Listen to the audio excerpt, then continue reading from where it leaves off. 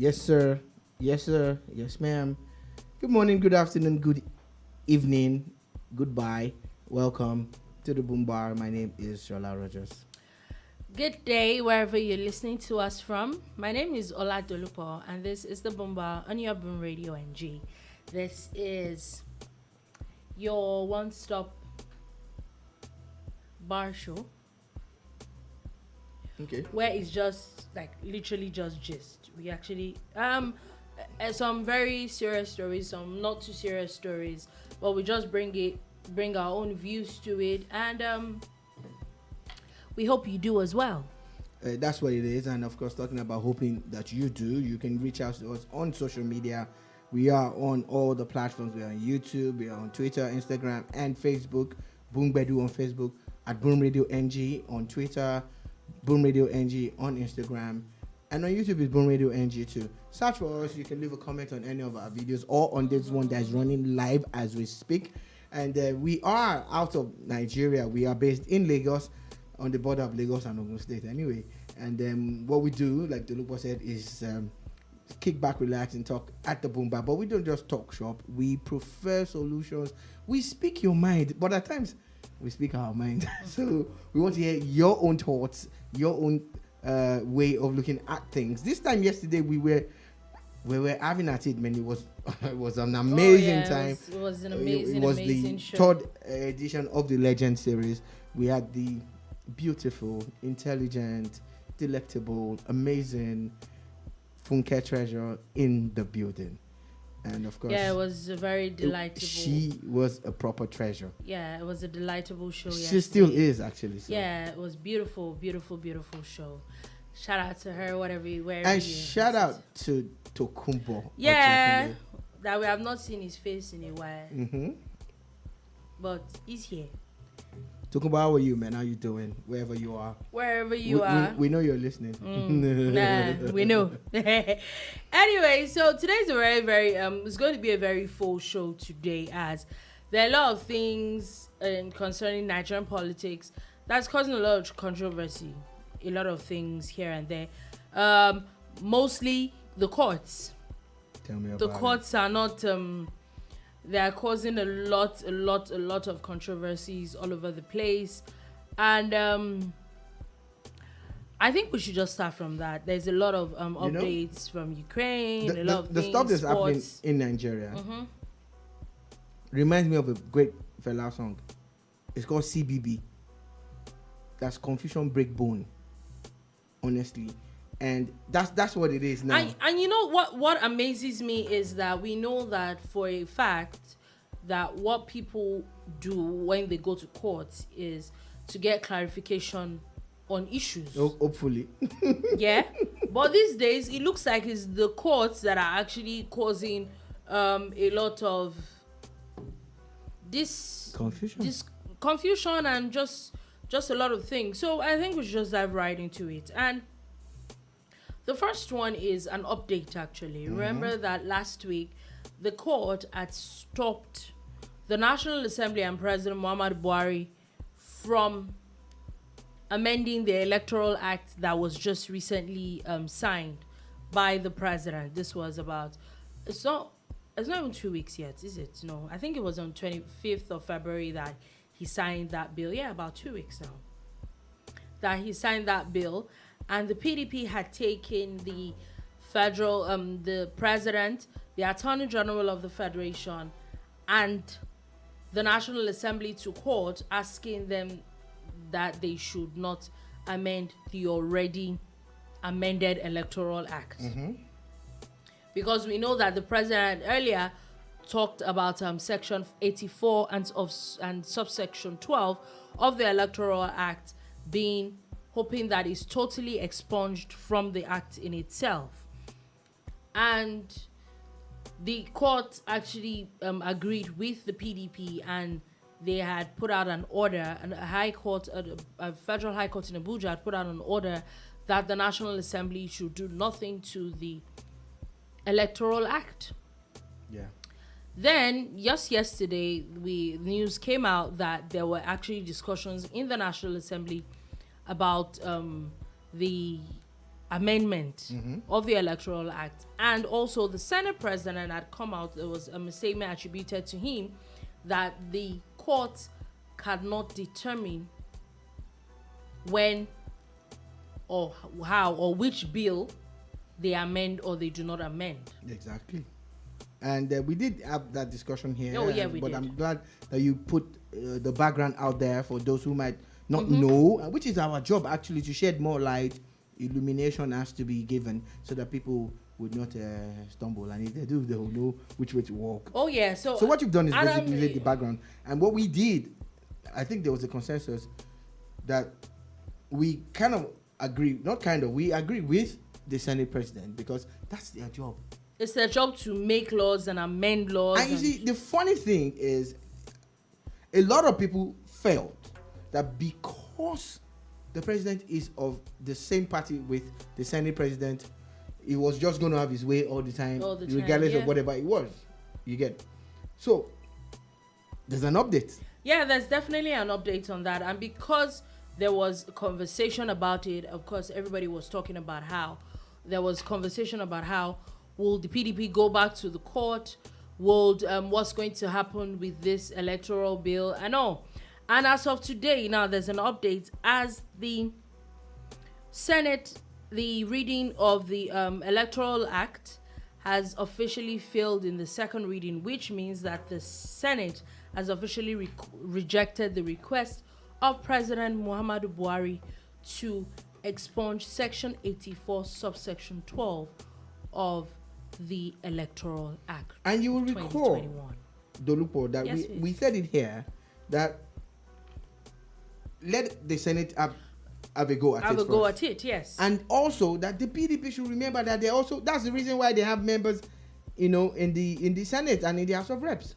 It's almost as if they were afraid or they didn't even believe in the process. Because, like you said, there's which, to be honest, I'm not even sure that I agree with the president on the matter with expunging that part of the law. We know that basically for people that do not know what the section says is that no political appointee at any level should be a voting delegate or be voted for at a convention or congress of any political party for the purpose of nomination of candidates for any election. Meaning that you cannot vote during a primaries or congress, or you cannot be voted for. And if you cannot be voted for in the primaries, it means that you cannot be voted for an elective post while you are an appointee. Meaning that a minister would have to resign his job, or an SA to governor, a president, or a commissioner, or anyway, once you're a political appointee, you cannot go for an elective post unless you resign from that job. Basically, that is what that means, which is what President Buhari had talked about, where he says that it disenfranchises some people, but it looks like the Senate is not agreeing on that matter. And again, you might like this or not, but these guys are representing you and me.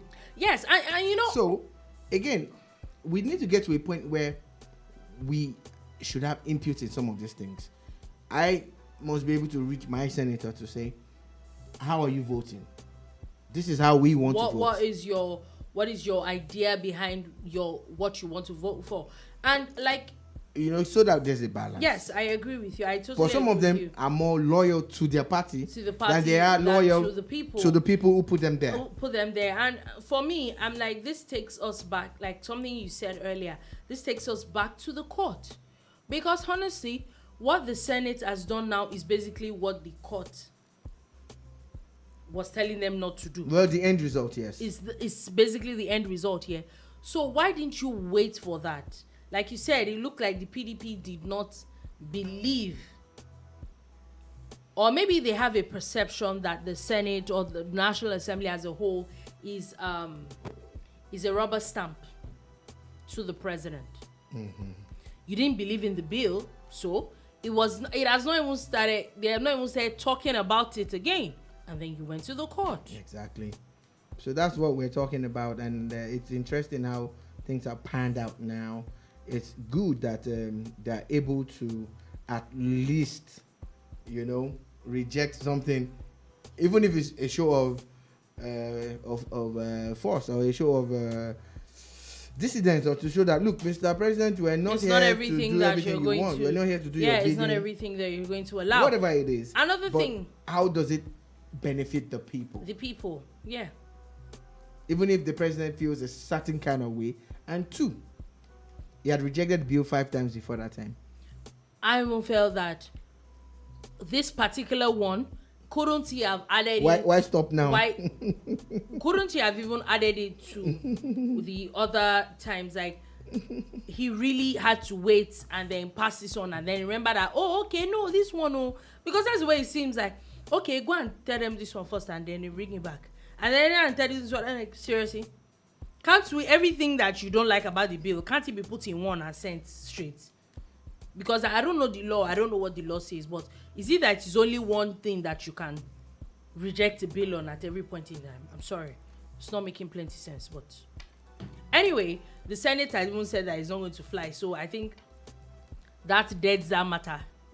I like that. At least for now. All right, so moving away from this. Yeah, moving away from it. The still on the Senate has now urged the Independent National Electoral Commission to allow duly registered and eligible prison mates to vote during all general elections in Nigeria. What do you think? Universal adult suffrage. The right to vote and be voted for. One of the basic requirements is that you are 18 and above. You get. But you know that candidates are screened out if they have criminal records. Yeah, they're not talking about being voted for. They're talking about voting. That's what I'm saying. Okay. So, candidates who have criminal records, for instance, there's a law against people who have just been recently impeached. They can't contest for another 7 years or 10 years or so. Then, if you have a criminal record, you cannot contest certain. Do you get what I'm saying? So, you can't be voted for if you have a criminal record, but you can vote if you have one. That's kind of strange. Yes. To me, that's kind of strange. Why? Because again, I feel that it's not the end of your life now. It's not, but I'm saying that if someone is being punished for crimes committed against humanity or against the society, let it be a total punishment. I don't understand the part where you're punishing someone. Okay, so but, now, but they have the privilege of according voting. to what the Senate is talking about, is that inmates, what happens to people that have criminal records but they're not in jail? They've been released. Nobody knows anything. They go and vote. Okay, but you're talking about people who are in jail. Yeah. And again, the right to freedom has already been the priority for the Senate and the House of Reps should be about decongesting the prison in the first place. It's not even about voting or being voted for. Yes, I think that's a different conversation. But there will always be people in the prisons. No. Whether we decongest or not. I like that. But I disagree with it. And this is why. And this is my opinion. So, we have hundreds of thousands of Nigerians in prison.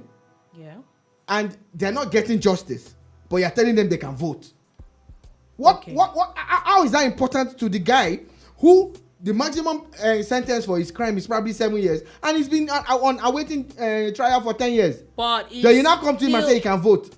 Is that what's important? Even if it's the prisons are decongested today, there will still be people in prisons. But the guy will be. But that particular, some of these guys, this scenario I painted, will be outside and he will vote, and it will not be a topic for discussion. I think it should still be a topic for discussion because there will still be people in prison. And that's why I said, whether if you are it's in prison or not, if you are in prison, you shouldn't be voting. Why? Why should you be voting? They're human beings too. The fact that they have committed crimes does not mean that they should be punished. Their freedom has already been taken away. What do you want to take? Their lives? So when their freedom has been taken away, they should now have a say.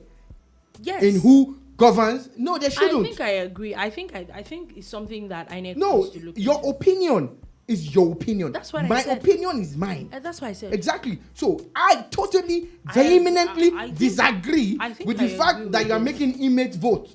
What are you going to have them do next? Contest elections from prison? Well, it has happened before, really, hasn't it? Yeah, somewhere in Osun State. Yes, it did happen. It did. So, okay, you probably need to go and read up about it. But what I'm saying is, I'm not mentioning names.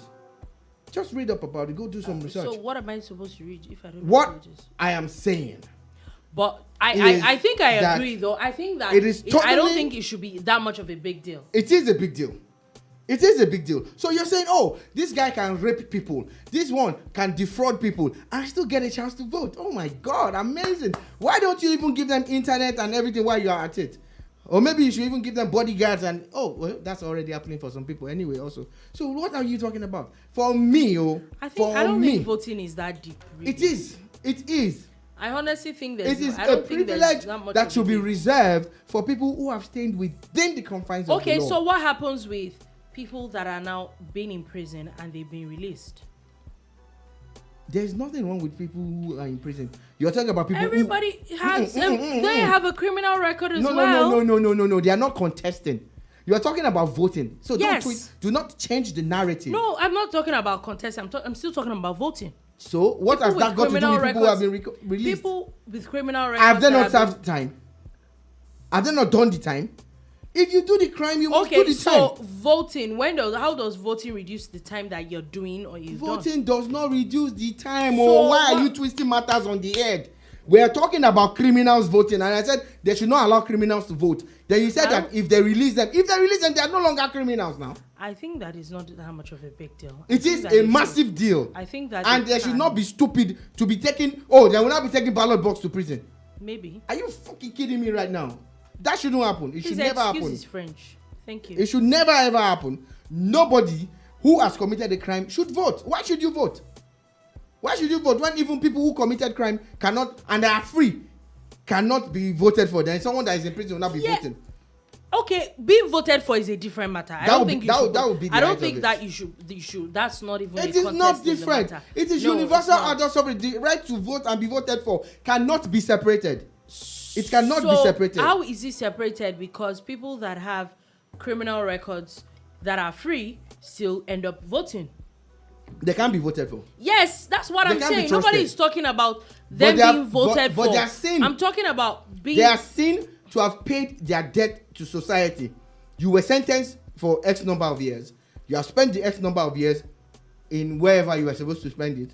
Then you can come out and ease into life in the society. You will be welcomed with open arms or not. But bottom line is that at least nobody will stop you from voting. But So why would you create a law that will now say that people who some of them are dangerous criminals, some of But them it's just are voting. rapists. You're making it seem like. What do you mean it's just voting? When someone has committed a crime, then you now even pamper them and say they should come and I vote. don't think it's pampering. I think it honestly is. don't think it's I really pampering. think it is. So- because we can't even have diaspora voting yet, but we want to have prisoners vote. So we want to make criminals but vote. they're in Nigeria, so it's not. I don't think it's that difficult. It is very difficult. the It is very Senate impossible, has and it is urged- very, very senseless. And whoever is sponsoring this bill should be looked into, because maybe the person knows he's going to prison and he wants to still vote. Because I don't see the sense in this. It doesn't make any sense. You want to carry a ballot box to prison. So the Senate has urged INEC to determine the status of inmates that are constitutionally and legally qualified to be registered as eligible voters. Have you determined the status Adding that INEC of people out there? And relevant agencies should update the register of voters to take into account the prison population for the purpose of elections. So that you can give them bread and tell them to vote for you for free because they are behind bars. You already know that they've been locked up and they are very easy prey, right? It's a dumb thing to do. I think they should focus on more important things like how to decongest the prison and how to make sure that people don't even go to prison for menial crimes, and how to upgrade the Nigerian law and change certain things. Not vote. How is voting a priority? It looks like it is as of now. It is not actually, because it's just a discussion. Okay. And it will not happen because we will oppose it with every strength that we have. Okay.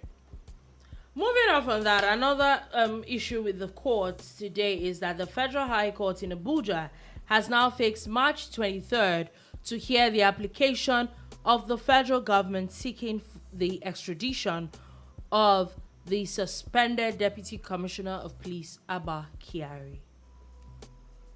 So that's another very interesting one that we definitely would follow. Yeah, look, Abba Kyari's case is becoming boring. is in court today, is denying whatever, is not denying. I still have an opinion about how justice should be expedited for such cases.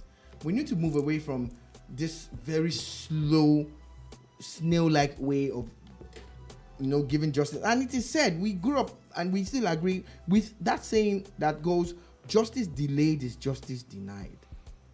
Abba Kyari has a lot of questions to answer. Why are we delaying it? He appeared in court yesterday or Monday or whenever. How come we can't even go straight to what's it called, the real case in a week or two?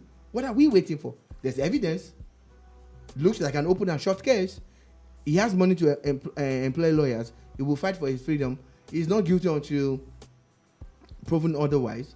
But there's always going to be the back and forth, off and on. You're going here, you're going there, and all of that. And there's still the case of him being extradited to the US and all of that. That's the one. So I think this thing should be done quickly. And for me, I have a solution. I'm not a lawyer. Let the lawyers come and respond to this. But I'm saying, whenever they are done with this case that he has with the NDLEA, it should be extradited immediately to the US to go and answer for those issues that he has with the FBI and all of them. Then when he's done serving time there, then he should come and continue with the one that he has lost with here. The one he has lost here. At the end of the day, maybe 30, 40, 50 years after, he can be released into society. He would have paid his debt. Of course, like people like senators who are discussing that, they want people like Abba Kyari to be able to vote. You see what we're talking about? They want people like Abba Kyari to vote. Anyway. Someone that all of this thing has... Evans, the kidnapper that has now been indicted fully as a kidnapper, should vote. You see? The Inspector General of Police, the police is in the news today as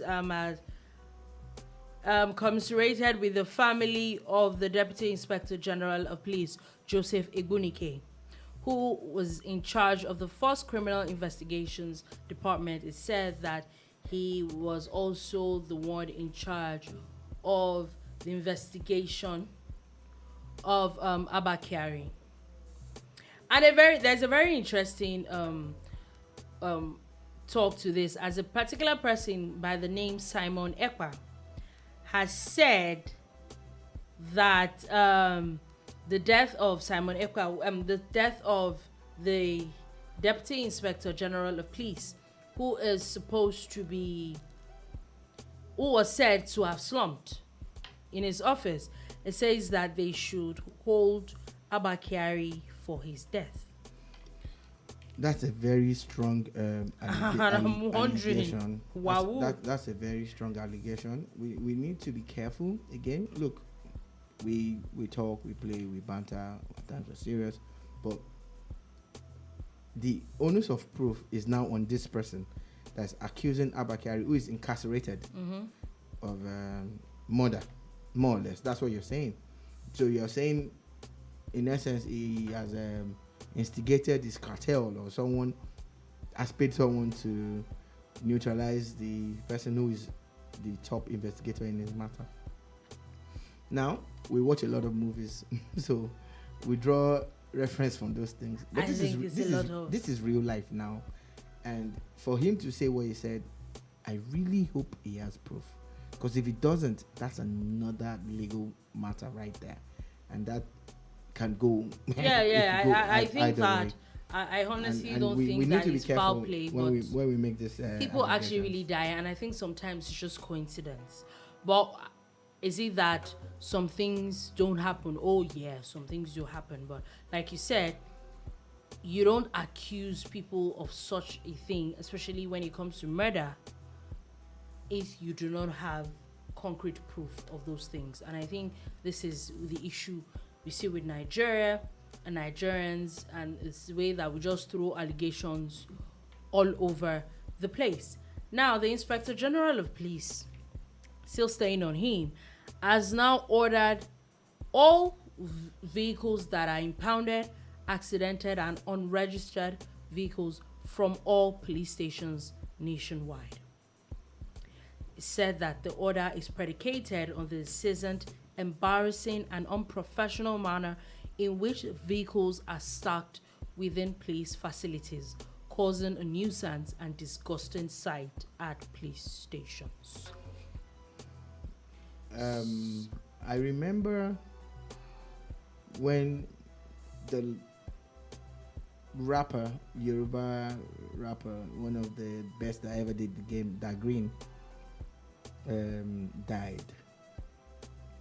Here in Lagos a couple of years ago, he was said to be on his way back home, and he ran into a stationary truck in front of a police station. People have said all sorts of things, but if that truck wasn't there, Was not there, at least maybe. it wouldn't have run into it. You get, and one of the hallmarks or landmarks of Nigerian police stations is abandoned vehicles. Is abandoned vehicles. When you're going somewhere, Yes, you don't know it's where the their police way. station is. When you see 3, It's 4, their 5 way, abandoned it's their vehicles way, yes. and one truck, and like, don't worry, there's a police station like 10 meters away from where you it's are. their way. We can't continue like that. Again, one of the reasons is because some of these police stations are not planned.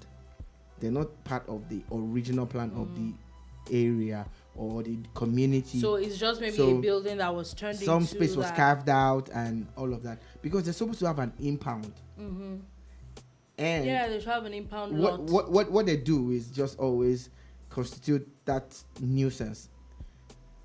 They some vehicles are there for years. You see them. Yeah. So the Inspector So General of Police. I want to say thumbs up to him. I said but all members. I hope that it is not just all talk, that there's action to this. To it. But I want to say thumbs up to the Inspector General of Police. Yeah, he says that these things should be done with immediate effect, and that all members of public should approach various police stations and formations for the recovery and claim of the vehicles with valid proof of ownership and proper means of identification as soon as possible. The bad part of that is that It seems like some people are ready to get. some vehicles have been recovered and the owner doesn't even know, for one reason or the other. So there's going to be a lot of those vehicles that might end up with wrong hands or Wrong with the hands. wrong It people also and even all of feels that. like it looks like some police stations are ready to make money. Well, That's the way it seems to me. I'm sorry, but it just seems like that. Okay, now let's move on from the police issue and go back to the courts. Another issue that has now been on everybody's mind and made tongues wag since yesterday is a very big issue, which I think that this issue is probably going to affect a lot. Is going to maybe cause some earthquake, if not sorted completely, in the political structure in Nigeria. And this is the issue of Governor Umahi and the Ebonyi state governor and the deputy governor being sacked by a court yesterday. And basically, the bottom line of the matter is that they were sacked because they're saying, according to the judge has said that he defected to the APC, that the votes he got his mandate on the platform of the PDP, so the seat belongs to the PDP and not the APC. And there's been a lot of hue and cry since then.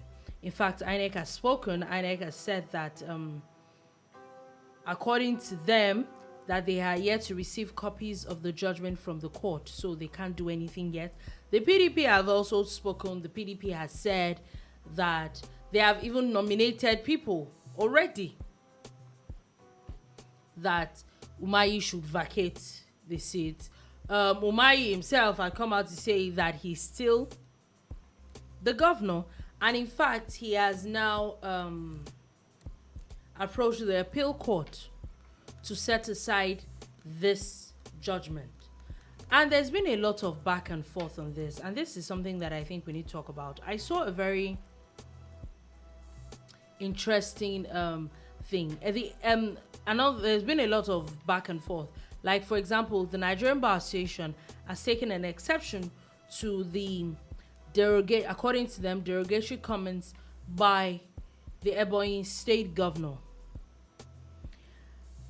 He had said that he specifically said jungle justice, and the judge, he had called the judge a hatchet man who had been bought over by the People's Democratic Party. Those are heavy words. And the NBA has said that it's is very derogatory, it's very insulting to put the Nigerian justice system on full blast like that. Okay, so well, the bar and the bench are supposed to be different, right? In a way, but I get it when the bar speaks up, because most of them from the bar, some of them from the bar end up. Yeah. There is lawyers that become judges on the bench and everything. So I get the affinity and all of that. However, again, he that accuses must prove. He must actually prove it. He must prove it that the judge is on the take, or else this could be another issue for him. At times we speak out of emotions, and we let every human being does it, and we let our emotions run us and drive us crazy. But on the flip side, you might want to rethink it and be like, maybe I need to speak to my lawyers and I will put out a statement and everything. But when you accuse a judge of doing an hatchet job, let it be that you have proof. You have proof for it. Or else, for instance, the judge can actually fight back. The other, again, there's this solidarity. Like, it's just like when you call out a journalist, there'll be at least 10 other journalists that are ready to stand for him. Yeah. Who says they don't have that kind of affinity in the judiciary? And you're still going back. You're going back to the court. You're going back to the court for this pronouncement and that pronouncement, and for this judgment and the other judgment. So maybe the governor maybe shouldn't you don't want to make this kind of the governor statements. shouldn't have said that. Now, except you have proof. You have proof. Now let's talk about the judgment in itself. I saw a very interesting take to this matter, and this is from this is a lawyer, a son, Mike Ezekome, had put out a whole write-up, and according to him, it says that this is the heading, that neither a governor or a deputy governor can be removed from office by a court of law for defecting from his political party to another. Now, let me summarize a lot of things that he said, then maybe we can have a discussion about it. He is talking that according to that he read the judge's judgment, and that the judgment was citing the Amechi's case of 2010.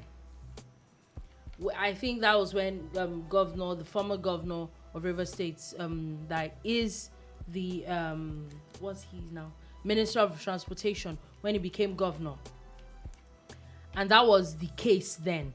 But that the judge, the court made him governor because they said he won the primaries. So it was but someone else was presented. And all that. Now, according to Mike Ezekome, he said that there are already judgments after this that has already flawed this thing, especially from the Supreme Court. Take, for example, he said, okay, first, let me take it from the Nigerian Constitution. He says that in the Nigerian Constitution, there are only 3 ways a governor or a deputy governor, a president or a vice president can vacate. Number 1, if his tenure is over. Number 2, if the person is dead. And number 3, if this said person is impeached by the House of Assembly. The state, of course. The state or the federal, whichever way. And it says that according to the law, defecting from one party to another does not remove you. And then he cited the case, which I never knew up until now. The case between former President Obasanjo and the former Vice President Atiku Abubakar, citing where he said that as the sitting Vice President, he had defected from the People's Democratic Party to the Action Congress of then, and the president had declared his seat vacant. The vice president then went to court, and the court upheld that moving from one party to another does not make you less of an elected candidate. Yep.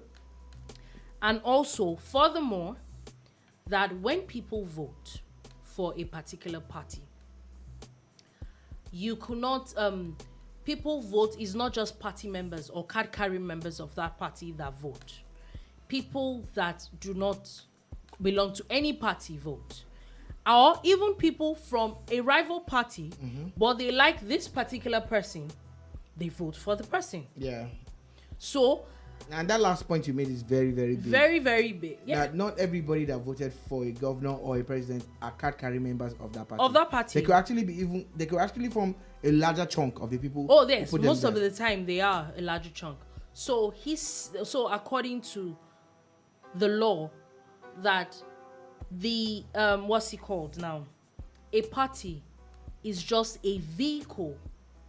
Because another reason, which I think that there's a lot of issues that this brings up, is that for you to win an election, for you to be said you have won an election, you have to have won the primaries of your party and won the election as a live candidate. So even with party canvassing votes, they canvass votes for the person. So according to the law, the votes is for the person and not for the party, which up until today I thought it was the other way around. That's what we've always been told. That's what I've always known anyway, I've always thought was.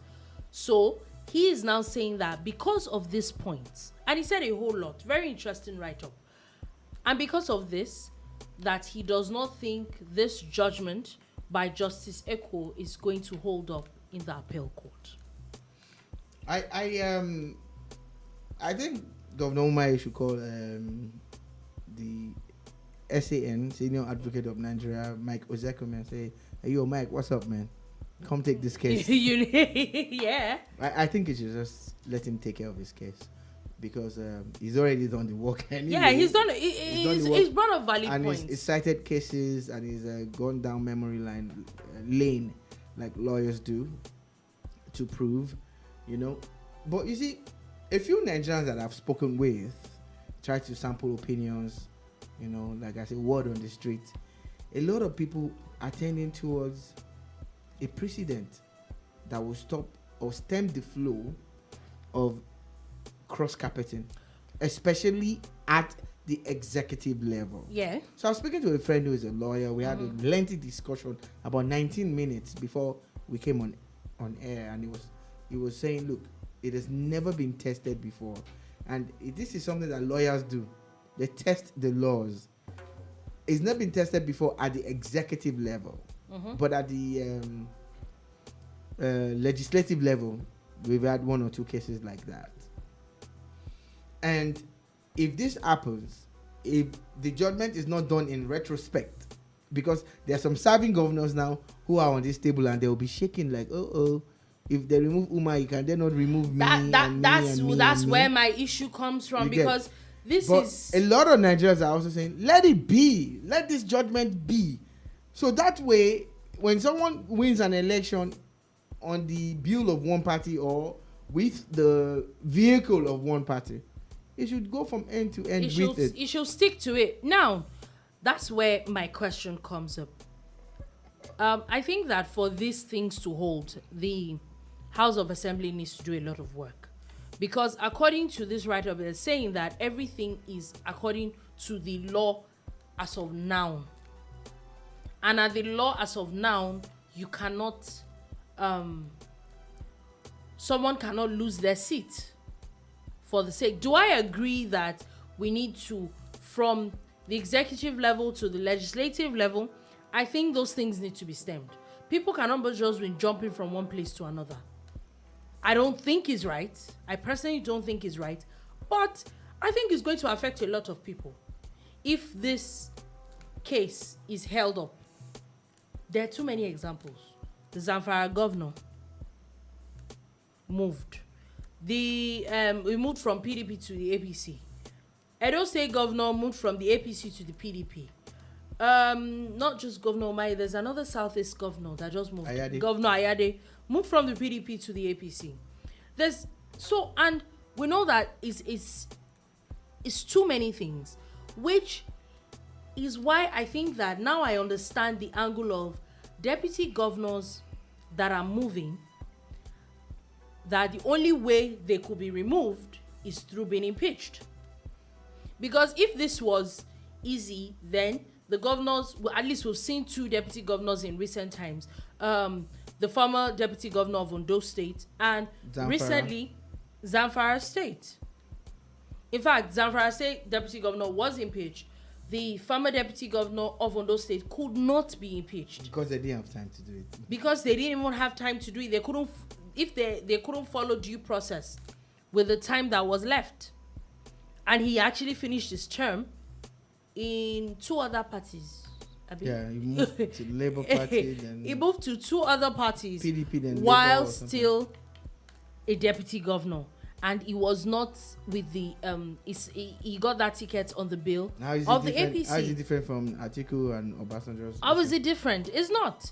So now that's why I think that's where this stems from, that those governors knew that they couldn't declare those seats vacant.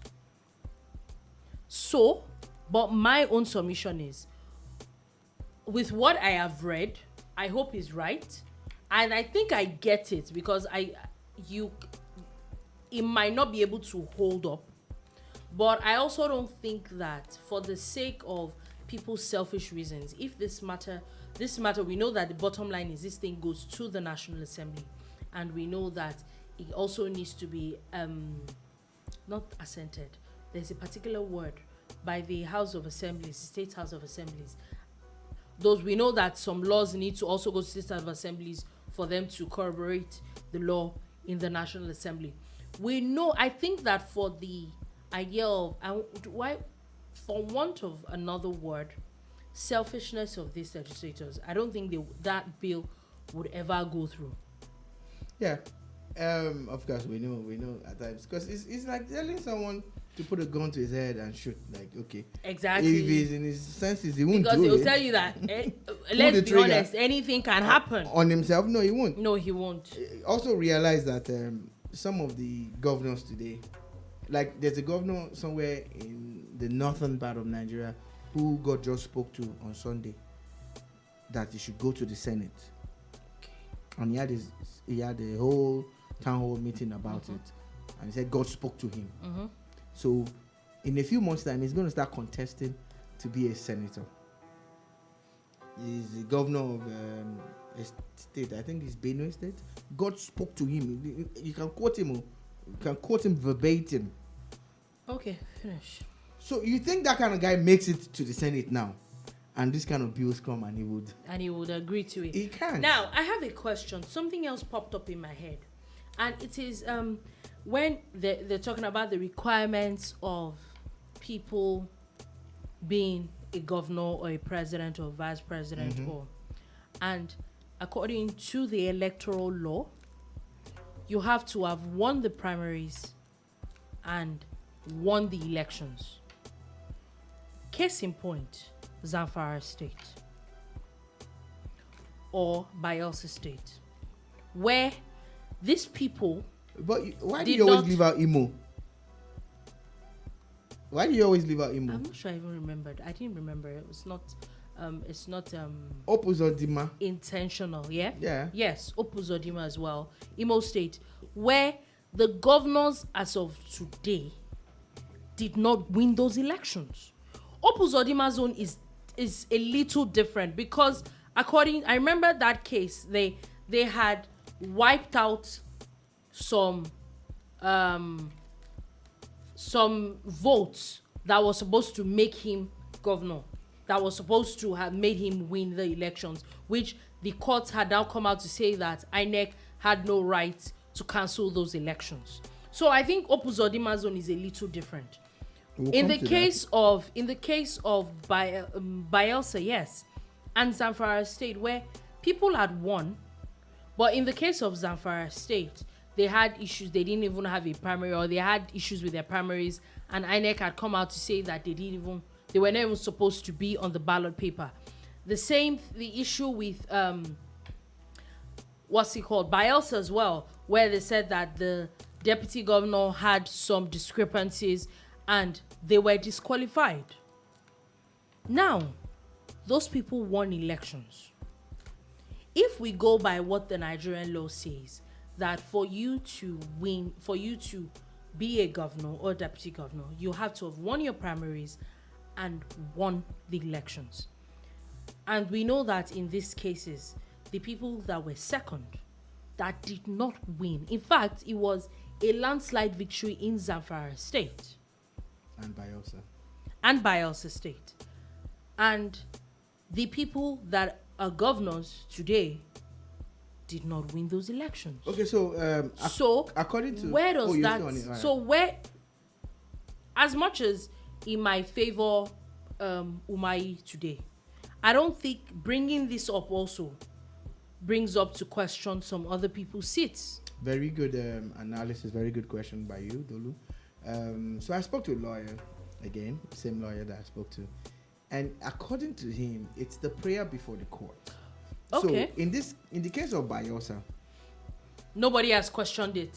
That's what you're saying. No. In the case of Bayelsa, it was about the qualification of the deputy governor.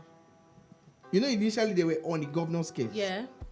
Then they now went to, I think, what's his name again? Lloyd or Floyd or something, the guy that won. Then they moved to his deputy. Do you get? Mm-hmm. So it wasn't about winning the election. It's about if you were qualified to contest in the first place. So what the BDP benefited from in Bayelsa is the fact that since it's a joint bill of the governor and the deputy governor, you're not supposed to have allowed them contest. There is a 5-day or so window where you can change candidates. After that, you can't change candidates anymore. So it's on the party and INEC to have done their due diligence to say, oh, this deputy governor shouldn't have contested in the first place. So for them, that's the reason why Bayelsa went the way it went. In the case of Zamfara, I am personally as confused as you are that the PDP didn't win the election. They didn't win the elections in Zamfara. So I would have even said that maybe go back and go and do fresh elections according to what the law says. So which is what I was expecting. They'll be like, now APC get the right candidate ready in 90 days time or 30 days or whatever the law says. Mm-hmm. PDP and then go back to do elections. ADC, all of them now, you know. But the judgment was that because the primaries were done and there were issues around the APC primaries in Zamfara, they were disqualified. You know the sad part? The APC in Zamfara won every single seat. So you know, and it was handed to the PDP on a platter. That's where my issue comes from. But again, in Imo, the APC was not even second. Yes, they were third. But why I might have agreed with the court there was because after the court had told INEC that they had no right to disqualify those votes, he became the winner of the elections. Yeah. So there were actually votes to count. So, but at the end of the day, it was still from the court, right? Yes. And that way, you'll be like, okay, the legal votes that were casted or counted. Do you understand? So for me, I feel that won the election. I feel that courts are really causing a lot of confusion. But again, that's why it is important for the electoral laws that have been amended to make things lucid, to make things very clear. Very clear. Let us know. Make it clear. Make it obvious that we will know that this is what it needs to be done. Yeah, I agree. Oh, for instance, if you do not agree with you're an aspirant and you are aggrieved, there is a window of opportunity for you to protest. And if you do not do it, then you've lost out. That's the end. Even if you have a watertight case, So everything is at times technical, but we need clarity. We do. Things have to be broken down clearly, so that not just the lawyers, but even the layman, The people on layman the needs street. to Because understand. trust me, the word on the street is a lot of people do not think that Opposodima won an election. They keep saying Supreme Court governor. At times it's a way to maybe put him down. I don't know. I don't care. But I'm just saying this is what people say. But if it's clear for people to say, look, based on this, some people think it's some hocus pocus, that some magical thing happened and he became governor. So constantly, INEC, the media, and the parties have a lot of work to do in sensitizing people. Yeah. So I still think bottom line is that the House of Assembly still need to do a lot of work on these things. Let our laws, like you said, be very, very, very clear. Let it be clear. Who can be what, when, and how. That's it. And still talking about primaries and elections and all, there were elections, was it 2 days ago? Yesterday? Was it yesterday? In Osun State. The PDP primaries in Osun State. Yeah. And it was very interesting when we saw news and that former senator, the dancing senator, had won. Yeah, in fact, the way I found out was from his nephew, his favorite nephew. Where he was poking fun at his cousin. Who was poking fun at his cousin, who got 1 vote at the primaries. There were 1,900 and something. I know you were talking about it, and I'm like, why do they even have this little less than 2,000 accredited candidates in the first place at the PDP's electoral congress or whatever in Osun State yesterday?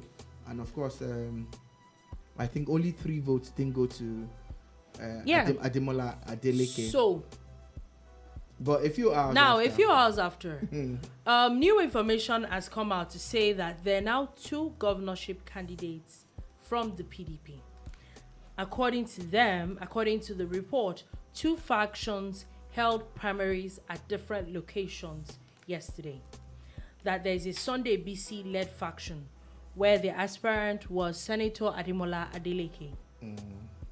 That was held at the stadium, while a barrister Wale Ojo faction, where a Dr. Dotun Babayemi held at the WOCDRF event center, also won the elections. It was said that the Dotun Babayemi polled 1,781 votes, while Demola Adeleke had 1,902 votes. Okay, so the year is 2022. Yes. There have been several amendments to the Electoral Act and the law. And one of the stipulations to make your primaries valid is that INEC should actually be there. Oh, yeah. So which of these primaries did INEC supervise or observe? Do you know? You don't know? No, we don't know. I don't. We don't know which. Confusion break bone again. But if you look at it politically, it's a bad sign for the PDP. Yes, it is. In 2 ways. One, the number of delegates shows in the number 2 factions. Of votes that they might be able to get. In the 2 factions, I think they're not even up to 4,000 votes. I think it's very minimal. I think it's very, very minimal.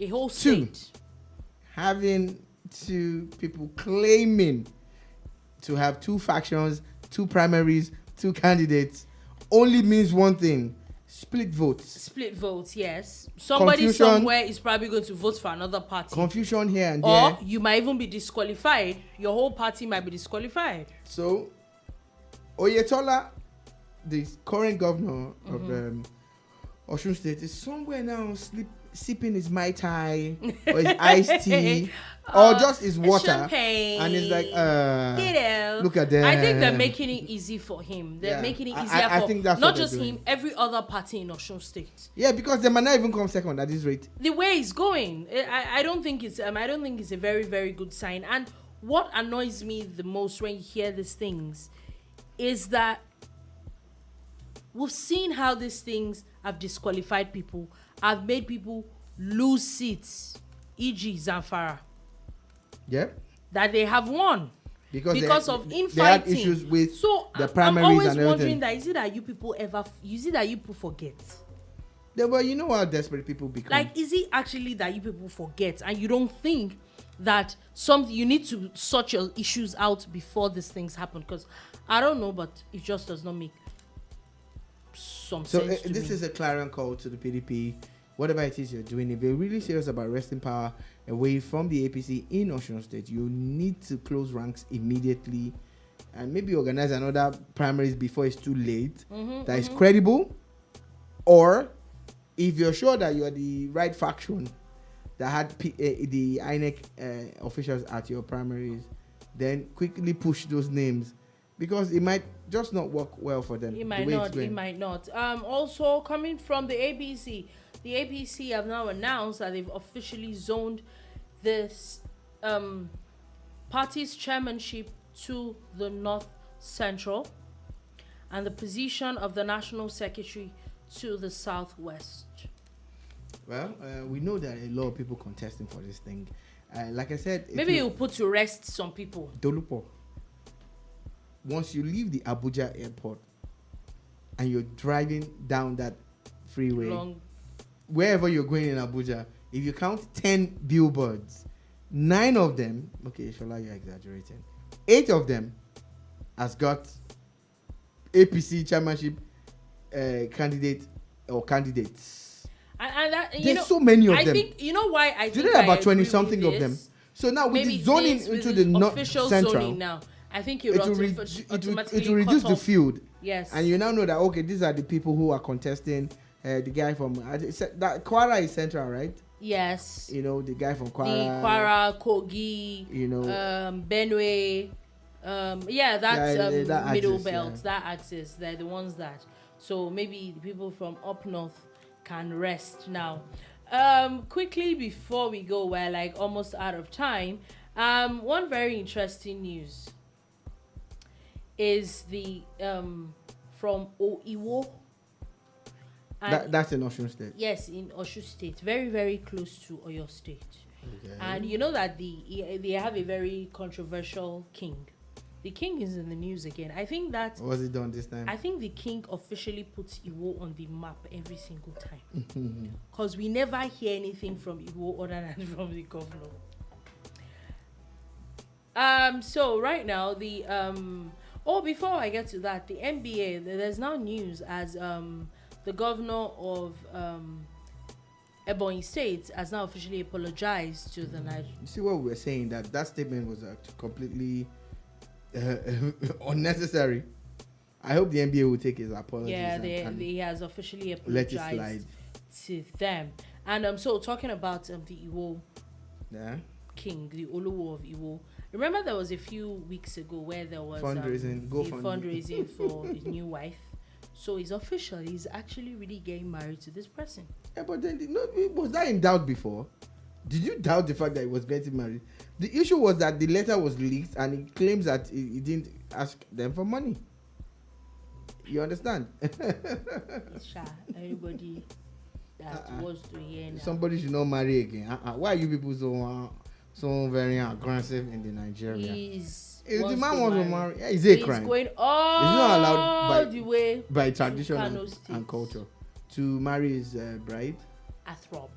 Okay. Who is supposed to be his third wife. Great. Good luck to them. I wish them success in all their endeavors. And on that note, that is all we'll be able to take today on the Boom Bar. Thank you for watching. Thank you for listening. We'll definitely be back again tomorrow, but you can watch this on YouTube. It's right there on YouTube. Just search for Boom Radio NG. Have a beautiful, beautiful day ahead.